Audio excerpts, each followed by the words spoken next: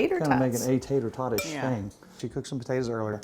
I shredded them. I cooked them for about 10 minutes and then chilled it so I could shred them. Or you could buy your own. You could just buy shredded. You can use frozen and let it thaw. Let thaw. Now, what is that? That's about 2 cups of potatoes. Cups. I've got a tablespoon of flour. All right. I'm going to sprinkle that in.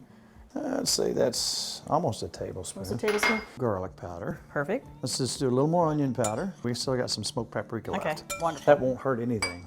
And I'm kind of jamming these in here to make it into a little, this is like a little melon ball. You know, and this is helping by me jamming this in here like this. It's making it kind of come together a little better. Yeah, keeping it together the best we can.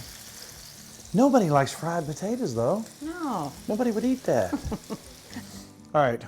Can I try one of these? You've already eaten 4 of them. They're almost all gone. Kelly ate them all. It's like a bunch of shoestring French fries that you can grab in your hand and eat all at one time. It's got a good flavor, though, all the different flavors in it.